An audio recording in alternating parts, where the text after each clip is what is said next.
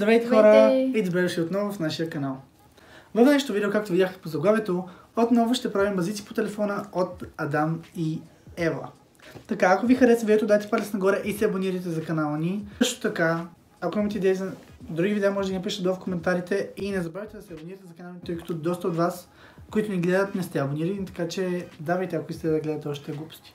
Така, идеята на това видео е да се обаждаме на момчета и на момичета им казваме, примерно, че нашите приятелки са бремени или че реват за тях или някакви такива неща. Разбито сърце. Да, разбито сърце като цяло. Така, да започваме. Преди да продължим с видеото, искам да ви представя днешните спонсори, които са Duke. Супер много се радвам, когато Duke решиха да ни спонсорират, тъй като аз ползвам тяхните продукти от супер много време и съм супер доволен. Както повече от вас знаете, аз имам в принцип супер ститните покрития по лицето, които по никакъв начин не мога да ги изкарам. Единственото нещо, което ми помага и винаги ми е помагало, е било Duke. Това е тяхният сет, който съдържа 3 неща. Първото нещо е този клинзър за лице, който е супер яката консистенция. Сега ще ви го покажа. Ето така изглежда. Следващия продукт е кремът за лице. Ето така изглежда кремът за лице. И последният продукт, който е околочният им серум. Супер много харесвам тяхните продукти, тъй като тяхните продукти са от натурални съставки, без парабен, не са тествани върху животни и също така са eco-friendly. Може да си вземете целият сет, който е от тези 3 продукта и също така може да си вземете всеки продукт отделно, индивидуално. Ще оставя линк долу в описанието, ако сте може да отидете да си вземете целият сет или да си вземете някои от тяхните продукти. Честно ви казвам, брутални са. Най-много харесвам клинзера, който е супер яко и мирише уникално. Както казах, ще оставя линк долу в описанието, ако сте можете да си вземете от някои от тяхните продукти или да си вземете целия сет, който идва също с специално писмо и също така пътване как да ползвате продуктите и по колко да използвате, което е супер добре. Така, продължаваме с видеото. Така. О, that one. No, I don't want that. Ало? Алекс ли е на телефона? Да. Искам да те питам нещо. Не знам. Добре. Окей. Задържам Алекс на пауза. Ето го, твой човек точно на време звъни. Какво да да му кажа? Да.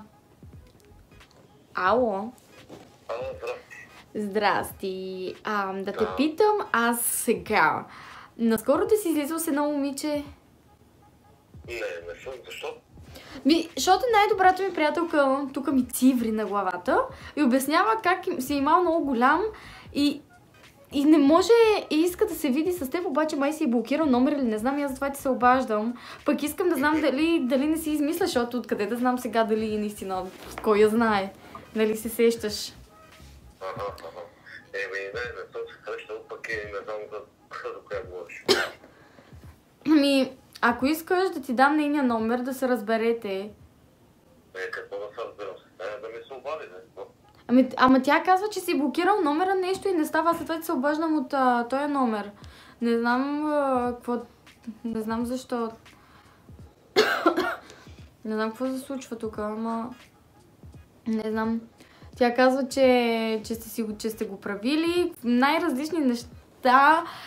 Сте правили какви ли не работи и казва, че се казва май... А казваш се Александър, нали? Не бъркам името. Да, защо? Да, значи за теб става въпрос същия. Няма да мога да разберам какво искаш да ми кажеш. Искам да те питам, дали наистина е така и да ти кажа, че тя иска все още там нещо си да се срещнете, да го правите и аз не знам какво. Там, което преди, защото тя като се опитва да ти звъне, дава заето, сещай се. И аз се опитвам тук да й направя услуга и да ти се обадя на тебе, да ти кажа, ако нещо да й отблокираш номера. Не знам кой е номера, ще не съм го блокирал, ако иска да се обади от твоя номер, няма проблем. Добре, ако искаш да ти дам номер да го напишеш и да извъннеш, ако искаш или там когато ти иде, или не знам и аз. Или ако искаш и пиши в Инстаграм, ако имаш. Не, нямам по принцип Инстаграм, ако иска в Viber нещо рискирам. Да, добре, пишеш ли? Сега в момента не, ако искаш ми го пусти на интернет. Какво? Сега в момента не мога да пиша, ако искаш ми го пусти на интернет. Добре. Значи, Алекс, казах ти Аз не съм излизал с теб въобще. О, мале. Сега не знам на кой да вярвам, на кой от двамата. Стига, добре, виж сега. Не дей да плачеш, ще ти намерим някой друг, чули? Чули, не дей. Гледай я каква е, много е зле човек. О, не! Той седи и се чака. Дай нещо друго. Райна! Княгиня. Аз ще се базика да е яко сега. Май пак ще е гадно базикането. Базика си. Къде ще искаш да се видите? Райна? Ало? Пишлеме? Защо да съм пишлеме? Ама не бе, как? Тя на колко години е? 22! Заето е тя в интимен разговор. Вижте ли скъсват карусите. Наци, Арджан.